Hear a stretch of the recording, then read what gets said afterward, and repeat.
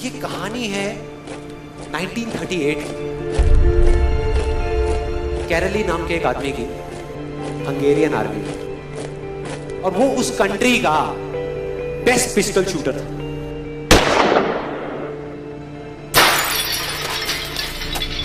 जितनी भी national championships हुई थी उस कंट्री में, उसको वो जीत चुका था।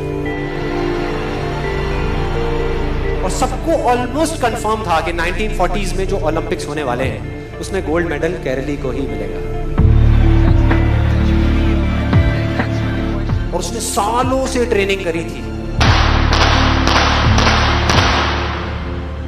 उसका एक ही सपना था, एक ही फोकस था कि मुझे अपने इस हाथ को दुनिया का बेस्ट शूटिंग हैंड बनाना है, बेस्ट बनाना है, बेस्ट बनाना है। और वो कामयाब हो गया, उसने बना लिया बेस्ट शूटिंग हैंड।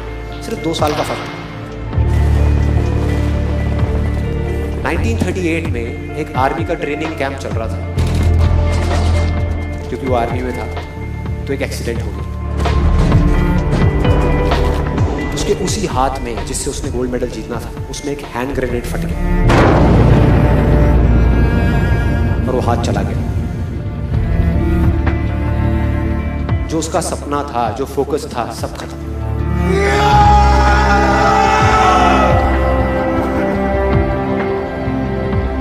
उसके पास 2 रास्ते थे। एक तो ये कि वो बाकी की पूरी जिंदगी रोता रहे और कहीं जा करके छुप जाए,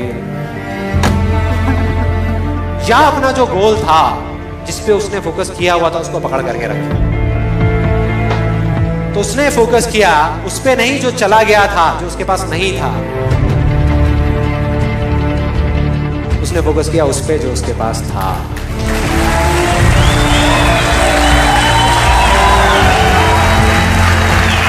जो उसके पास था। और क्या था उसके पास में? एक लेफ्ट हैंड,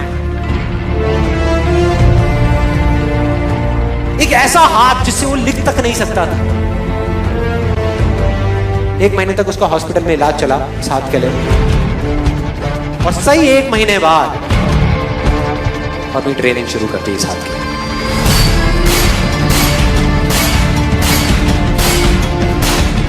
ट्रेनिंग के 1 साल बाद, मतलब कि 1939 में वो वापस आया। नेशनल चैंपियनशिप्स हो रही थी वहीं पे हंगरी में, और बाकी भी बहुत सारे पिस्टल शूटर्स थे वहां पर। उन्होंने जा करके उसको कांग्रेचुलेट किया, कहा कि यार देखो, ये होता है जज्बा, ये होती है स्पोर्ट्समैन स्पिरिट, कि इतना सब कुछ होने के बाद भी तुम यहां पर आए हो हमको देखने के लिए और हमारा हौसला बढ़ाने के लिए। किसी को नहीं पता था कि वो 1 साल से अपनी ट्रेनिंग कर रहा था लेफ्ट हैंड की।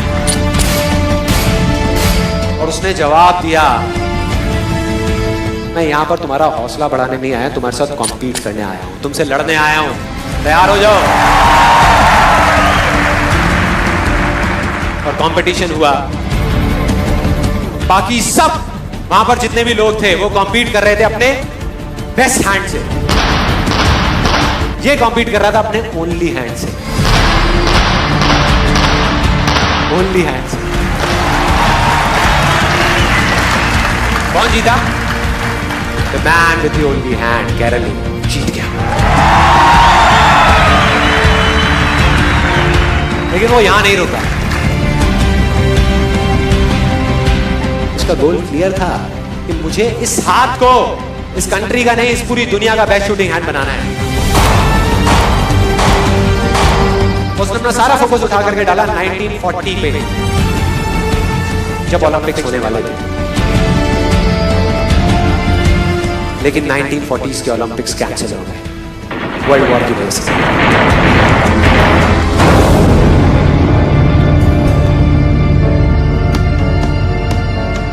उसने अपना सारा फोकस उठा करके कहां डाल दिया?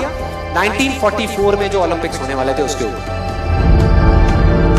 1944 में जो ओलंपिक्स होने वाले थे वो भी कैंसिल हो गए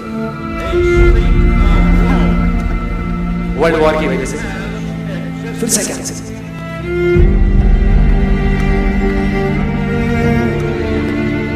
उसने अपना सारा फोकस उठा करके डाल दिया 1948 के ओलंपिक्स में। 1938 में उसकी एज थी 28 साल। 1948 में उसकी एज हो चुकी थी 38 इयर्स।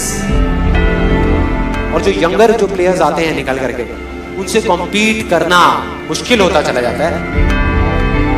लेकिन मुश्किल नाम का ये वर्ड था ही नहीं उसकी डिक्शनरी में। वो गया, पूरे वर्ल्ड के बेस्ट शूटर्स आए हुए थे जो अपने बेस्ट हैंड से कॉम्पीट कर रहे थे, और ये अपने ओनली हैंड से कॉम्पीट कर रहा था।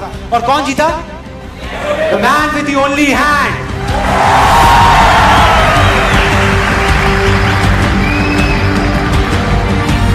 लेकिन वो तब भी नहीं रुका। 1952 ओलंपिक्स, दोबारा कॉम्पीट किया उसने, और इस बार गोल्ड मेडल कौन जीता? गैरल हील। 4 साल बाद दोबारा से, और पूरी की पूरी हिस्ट्री को बदल करके रख दिया ओलंपिक्स।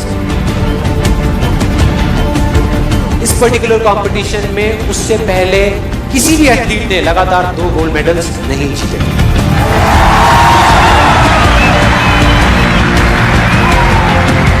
अब किसी भी लूजर के पास चले जाओ, उसके पास लिस्ट होगी बहानों की कि मैं इस वजह से फेल हुआ अपनी लाइफ में, इस वजह से मैं कुछ नहीं कर पाया। बहुत लंबी लिस्ट है।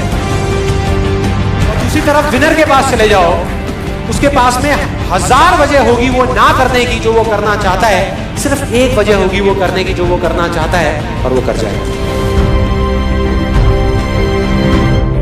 यह आसमान भी आएगा जमीन पर, बस इरादों में जीत की गूंज चाहिए। दोस्तों, आज के इस वीडियो में इतना ही। आई होप कि मैं जो आपको समझाना चाहता था आप समझ गए होंगे। अगर आप मुझसे जुड़ना चाहते हैं तो इस चैनल को सब्सक्राइब जरूर कर लेना। मैं आपसे मिलता हूँ अगले वीडियो में। जय हिंद, जय भारत।